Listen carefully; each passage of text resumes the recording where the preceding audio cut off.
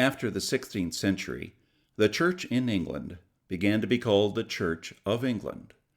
And this very English Church soon came to represent a vibrant mosaic of people from every corner of the globe.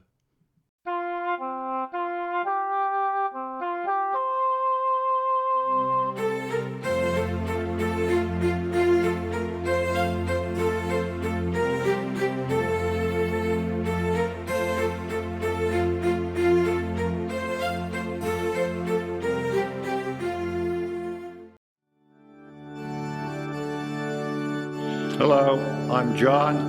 I'm an Anglican from England. Hi, my name is Deborah, and I'm an Anglican from Barbados. I'm Molly, an Anglican from Cuba. Hi, my name is Dan. I'm an Anglican from North Carolina. Hi, I'm Oduore, an Anglican from Nigeria. My name is Esther, and I am an Anglican from India. Church of England clergy were present in India from the early 17th century, serving as chaplains for the expatriate British community in India, who were primarily officers of the East India Company. Later on, evangelical revival in America, North America, and Europe resulted in the formation of various mission organizations like the Church Missionary Society, Society for the Propagation of the Gospel, primarily from the Church of England, and that sent missionaries to India to plant churches according to their own traditions. So the Anglican Church's presence in India was greatly strengthened by the work of these agencies. And with the formation of the Diocese of Calcutta in 1814 and the Dioceses of Madras and Bombay subsequently, resulted in the Anglican Church in India becoming an official province of the Church of England, coming under the direct authority of the Crown and the English Parliament. Even though the Anglican Church came to India on the heel of the mercantile East India Company chartered by the aging Queen Elizabeth, the fruit of their labor is felt even today in the fields of education and healthcare. These churchmen fought tirelessly against the various social ills that plagued India, one of which is the system of dividing society into classes that ranged from priests to pariahs, otherwise known as untouchables. Born in 1820 to a family in Derbyshire, Frederick Gell was educated at Rugby School and Cambridge before he took holy orders. In 1843, he was made Fellow and Tutor of Christ's College, Cambridge. He later served as chaplain to Archbishop Tate. At the age of 40, he was consecrated the Bishop of Madras, India. For the next 38 years, he worked untiringly to bring the gospel to the people of South India. Touring every corner of his diocese, he acquainted himself with the people he was serving and their customs. He urged the Christian community to vigorous missionary effort. His sphere of influence was not restricted only to matters spiritual. He exercised the authority conferred upon him to rid the Christian community of societal ills, which had crept into the church as well, the most dubious one being the caste system. India's caste system stratified society, built barriers of division, and robbed the dignity of those who comprise the lowest part of society. Bishop Gell's efforts to purge the church of a practice that stands opposed to the biblical principle of equality are evident in a communique he sent to all the priests and catechists under him, in which he quotes a fellow Anglican, Bishop Wilson. There must be no impassable barrier when you sit at church, but a pious, cleanly, learned pariah catechist must be allowed to sit where he pleases, without offence. There must be no impassable barrier at the holy table. If 7 or 8 Sudras were kneeling there, a pariah must be allowed to come up and kneel too, without confusion or dissension. Then also the country priest will receive all who come and will live amongst his flock. The catechist will do the same. When meetings are held on church matters, all may attend. When godfathers and godmothers are wanted, the choice must not turn on their caste. The burial ground also will be common to all the dead. I do not interfere with your national customs or with matters of dress and food, but old prejudices must be relinquished. Such was the Christian character and conviction of Anglican missionaries, priests, and bishops. In conditions ill-suited to their constitution, and in the face of grave danger to their health and often life, they worked not only to bring the gospel to unbelievers, but also to establish Christ's equitable kingdom here on earth.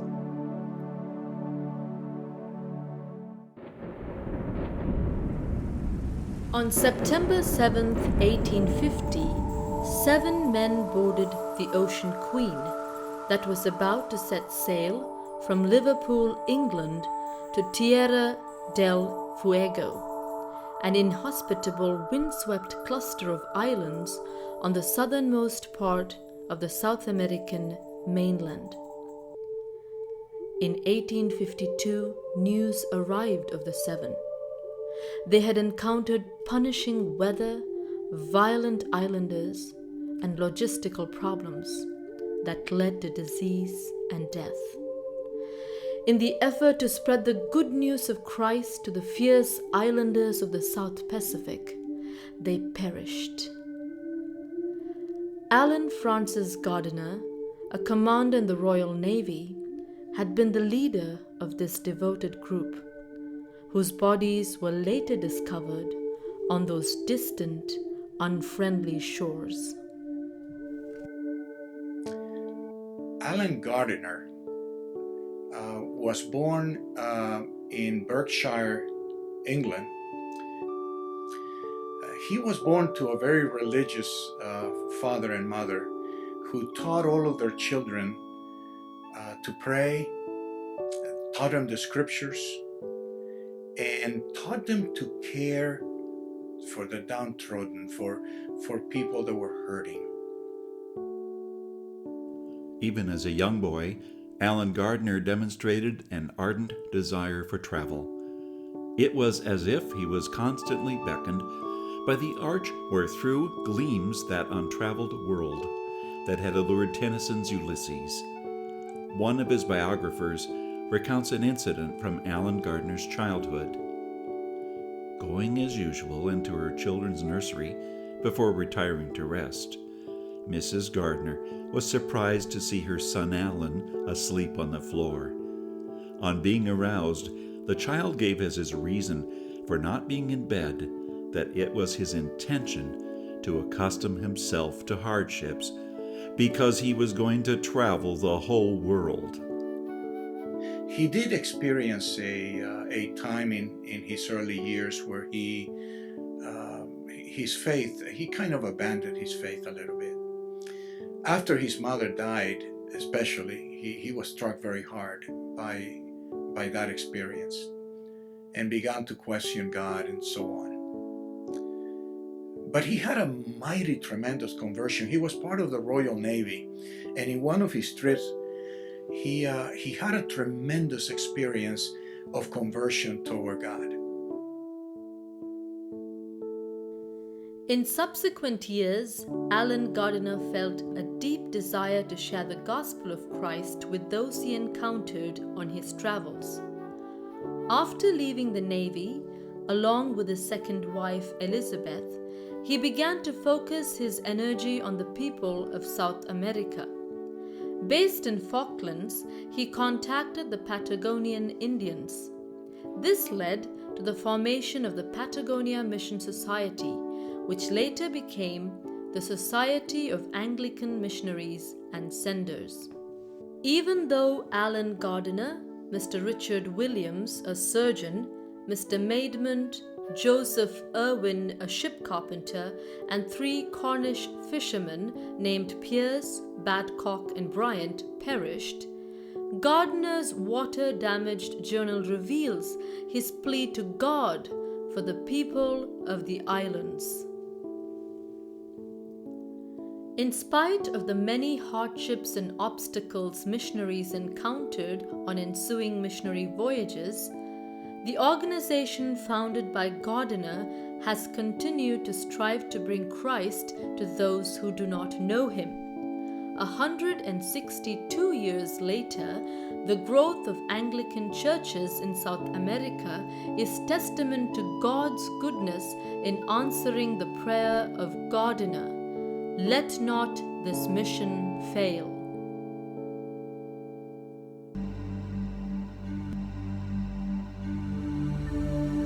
In September of 1847, amid the verdant Sussex slopes in the village of Hurstpierpoint, a boy, James Hannington, was born.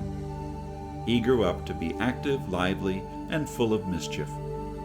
As a young lad, his puckish excursions of misadventure earned him the title Mad Jim. He was described as fearless, for he was never daunted by the dangerous. He went to school in Brighton, after which he joined his father in the family business. It wasn't long before he and his family realized that his heart was inclined elsewhere. He entered university at St. Mary's Hall, Oxford. His cheerful disposition and sunny temperament endeared him to everyone with whom he came in contact. In spite of the capriciousness of his youthful ways, God was working in his heart. He found himself influenced by religion, the cornerstone of his upbringing. He took up holy orders on March 1st, 1874, in North Devon. He entered divine service, as he said, a mere formalist and fast drifting into ritualism. Even though Hannington was a man of faith, his faith had not yet matured. He was concerned about it, and in conversation with an old college friend, the Reverend E.C. Dawson was his name, he had communicated that he was troubled in his soul.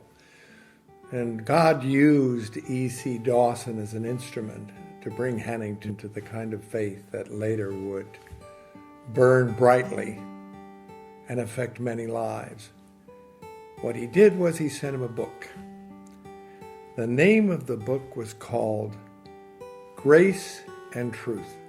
It was written by a man who had passed away named Mackay. When Hannington had the book, at first he read the introduction and he wasn't moved by it, so he set the book aside. But he was still troubled, and he felt he wanted to be true to his friend's offer of help. So he picked the book up again and he read the first chapter and put it aside again. He still was not touched. Finally, he had convinced himself that to be true to his friend, he'd better read the whole book. So he picked up the book and was reading in his room, in bed, in the evening. And he read up to the 11th chapter. And this is what Hannington later said about that 11th chapter. The chapter was called, "Do You Know Your Sins Are Forgiven?" I took up the old thing, he said, and read on it till I came to the chapter called, "Do You Know Your Sins Are Forgiven?" by means of which my eyes were opened. I was in bed at the time reading. I sprang out and leaped about the floor, rejoicing and praising God that Jesus died for me. And from that day to this, I have lived under the shadow of his wings in the assurance of faith that I am His and He is mine. Africa on the map of Hannington's school days looked very different from the one that is presently available. All along the coast, places were marked. However, much of the middle was blank, with the words unknown stamped across it. With the discovery of Lake Victoria and the explorers' exploits of Stanley, Christian interest in the region grew. The Church Mission Society and Anglican Society, which already had a mission station at Mombasa, sent a band of missionaries to Lake Victoria and the surrounding regions. Most of them perished, and others were forced to return home. The lone survivor was Mr. Wilson, a clergyman. Troubled by this, Hannington volunteered to fill the place of those who had died. In 1882, he sailed with 5 other missionaries to the east coast of the continent of Africa. Soon sickness forced him back to England. Having recuperated from the illness that threatened to consume him, he readied himself to return to the mission he had left. He was chosen by the Church Mission Society to be the first missionary bishop of Equatorial Africa. In November 1884, he sailed a second time to the shore from where he was never to return. In the brief months that followed, he accomplished much. People were ordained, confirmed, and mission stations were set up. On the 22nd of July the next year, he embarked on a dangerous journey to Uganda by a new route to the north. His calm assurance can be best described by the words and sentiments of the hymn writer. Peace, perfect peace, the future all unknown. Jesus we know, and He is on the throne. The party arrived safely at the northeast corner of Lake Victoria. A warm welcome awaited them in Uganda, where the work of the gospel was flourishing. God had led hundreds of locals to Himself through the tireless work of Mr. Wilson and his fellow missionaries. Distrustful of the growing Christian community, whom Mwanga, the king of Uganda, sent emissaries to stop the advance of the missionary entourage led by Bishop Hannington. Unaware of the king's pernicious insecurity, the bishop went forward with nearly 50 men. The messengers from Mwanga stopped them and arrested them. After being kept in captivity for 8 days, they were killed. The men were speared, and the bishop was shot with his own rifle. The gruesome death of the bishop ignited a new missionary zeal. Even as news of his death trickled into England, many young men offered themselves to the Church Missionary Society to be sent to the mission field. The next few years saw the number of converts to Christianity grow rapidly. The courage and calm of the many Christians, both alien and local, in the face of danger and death, drew more and more people to the faith of these martyrs. Uganda now has the largest percentage of professing Christians of any nation in Africa. Often, the development of the Anglican Communion worldwide is reduced to a simple story of the church following the expansion of the British Empire and subjecting its people to follow the authorized version of the Bible and the Book of Common Prayer. While there is some truth to it, such a simple thesis, I believe, does not sufficiently explain the flourishing of the Anglican Church in countries even after they gained political independence from the British Empire, or even in countries like Korea and Mozambique that were never under the British rule. One of the main reasons for this is the Anglican Church's willingness to be receptive to local language and culture in its liturgy, theology, as well as in ecclesiastical leadership. The English reformers identified this need early on, probably as early as the 16th century, when they said that liturgy needs to be in the language that people understood. So, for example, in the 1560s, when English was as obscure as Latin for the people in Wales, the Book of Common Prayer and the Bible was translated in Welsh. Today we can see the effectiveness of this principle around the world in Anglican churches. In certain parts of Africa, worship services are punctuated with African folk music and dance. In the Church of South India, which is a member of the Anglican Communion, worship songs written and composed in the vernacular find their place in worship services alongside hymns ancient and modern.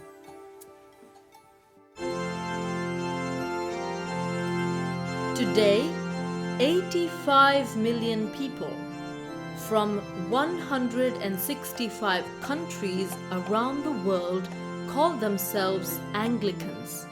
Autonomous member churches, also known as provinces, share doctrine and ways of worshipping. They strive to preserve Christian unity in a world that is largely fragmented. And in that pursuit of unity and faithfulness to God, they continue to enjoy enormous growth around the world. One would not be overstating if one said, there are Anglican provinces in every continent in the world.